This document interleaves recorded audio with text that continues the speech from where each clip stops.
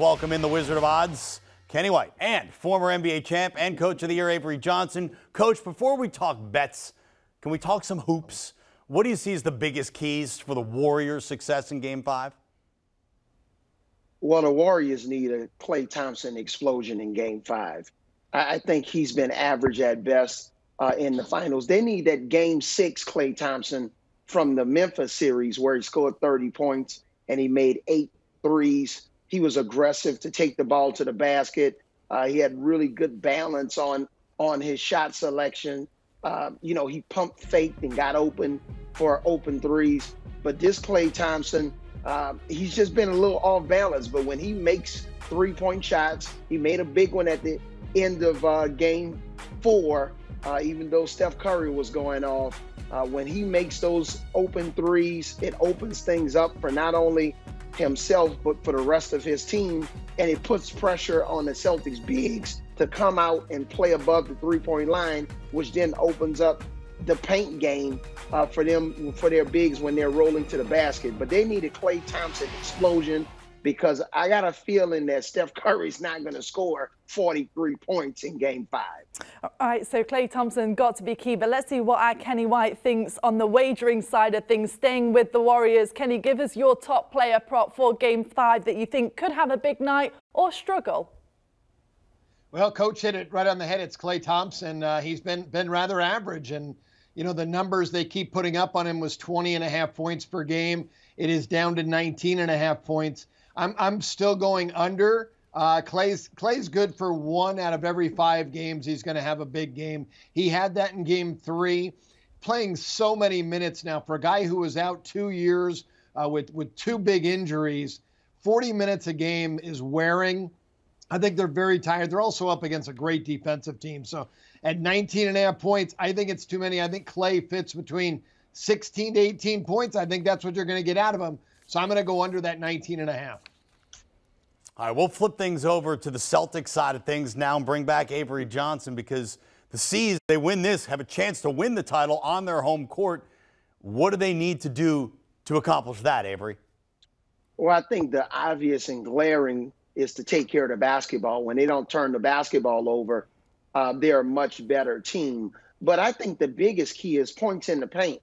I thought they didn't do a good job of finishing in the paint. They only finished with 32 points in the paint in Game 4 compared to 52 points in Game 3. That's a huge swing. So that talks about, running on the break, finishing in the paint, not settling for bad three-point shots, just really being more aggressive, putting pressure on the Golden State Warriors defense. The Warriors in the interior, really, they don't have a lot of shot blocking. When they downsize and Draymond Green goes to 5, he's not really a shot blocker.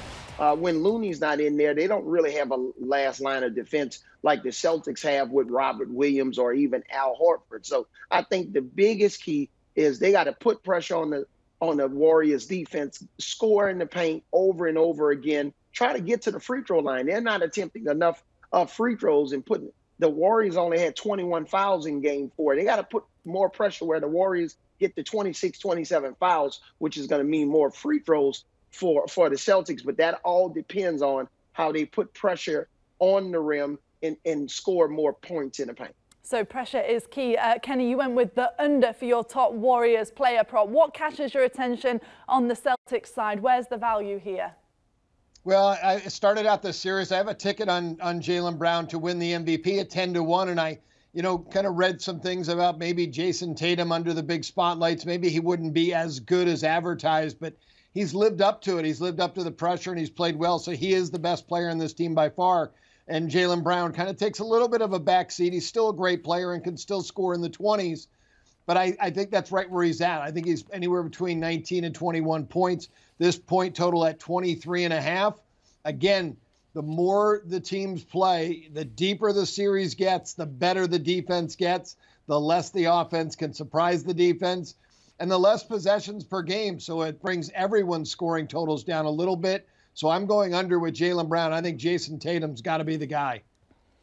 All right, Jason Tatum's the pick there. All right, brass tacks time now, though, Kenny. I'm starting with you. Who do you have winning Game 5 and why?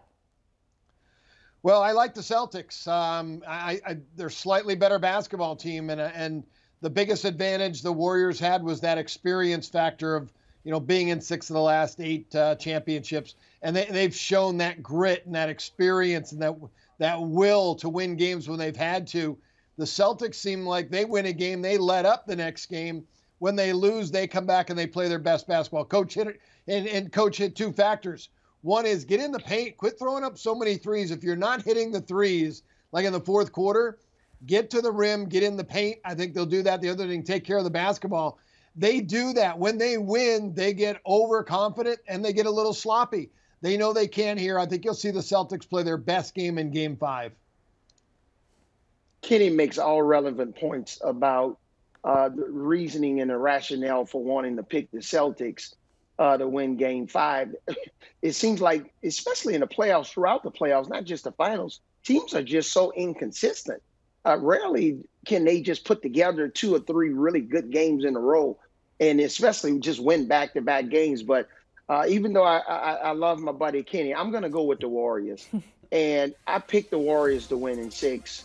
I think they've really figured out a couple of things with the Celtics, especially that the Celtics bigs are not going to commit to playing up the line on those pick and rolls against Steph Curry. And if they do, then that's when the Warriors are going to get their roll game on the pick and rolls. Bigs are going to continue to finish in the paint. They'll kick out on those backside threes and play 2-on-1 and 3-on-2. So I think the Warriors have really figured it out. They'll slow down. I don't think Jason Tatum can be the superstar type of player in this series the same way Steph Curry is playing at a superstar level. They're going back home. I thought the winner of Game 2 was going to win this series. So I'm sticking with the Warriors in 6, and because of that, I'm picking the Warriors to win Game 5.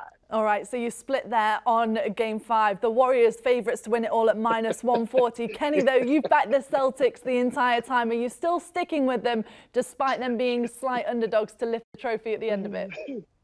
Yeah, Poppy, even Coach going against me here. I still have to stay with the Celtics, but I don't blame him. I know you've been, Coach. I know you've been on the Warriors from the beginning. And I really wanted the Warriors because of that experience factor. I just think the Celtics are a little deeper. And when it goes 7, or if it goes 6 or 7, these guys are playing so many minutes. I just think the Celtics are a little more talented team. So, yeah, I'm going to stay with the Celtics plus the 125 to win the series. When Steph Curry has won championships in the past, he's played against, the LeBron James and the Kawhi Leonards. There's no LeBron James on the other side or Kawhi Leonard. He's had even tough series with Kevin Durant, and then Kevin Durant obviously joined him. Jason Tatum and Jaylen Brown are outstanding young players. They're the future of the NBA. I just don't think they can rise to the level of where Steph Curry can go. I think he's still sitting on a 50-point game. And that may very well happen in Game 5 or 6. So because of that, I'm sticking with the Warriors. They got the best player in the finals. He'll lift the rest of his team. Jordan Poole is going to continue to play at a high level. I think going back home, he's a much better player at home than he is on the road. And then they still have some other guys that can plug and play. And I don't know where Draymond Green's scoring is in this series. He's scoring 2 more points every game than I'm scoring. So I think he's due for 1 game at least in this series, and it may very well be Game 5. But I'm picking the Warriors' experience. I think Steve Kerr will make 1 more adjustment to give the Warriors that edge. So I'm sticking with the Warriors. Look, we're 4 games into a series that's on track to go at least 6, possibly 7. Both of you guys have sound reasoning. I like the arguments. You're coming at it from different angles. One of you is going to be completely wrong here. We know that going in. So who's going to be the finals MVP? Kenny, we start with you. Well, I like the Celtics now. And when I said I like the Celtics for the series at plus 125, I don't think there's any reason to bet them on that for the series, because if they win, it's going to be Jason Tatum. And Tatum's going to win the MVP, and you can get him at plus $1.60 right now. So don't bet the Celtics to win it all. Bet Jason Tatum at plus 160. If he has 3 monster games here down the stretch and the Celtics win, or if the Celtics do win, Tatum's going to be the MVP of this series. This kid's really doing it all. I've seen more effort out of him than ever. The rebounding, the assists, the scoring is there, the three-point shooting. He's going to get to the rim more. I know they're talking about that. As coach said, they got to get into the paint. I think you're going to see him I think he's going to have the monster game and the breakout game in Game 5. Steph Curry is going to cement his career as one of the top 10 players of all time in the NBA. He's watched Kevin Durant win the MVP twice. He's watched Andre Iguodala win the MVP. This is his year. This is his time to shine. He's the best player on the court. He's the only player I think that can be prolific at all 3 levels, all 4 levels. If this was the big 3, he can make a 4-point shot. He's got that type of a range. Then the basic 3, the mid-range game, taking the ball to the basket. His floor, he's a floor general. He's a maestro. He's a scoring machine.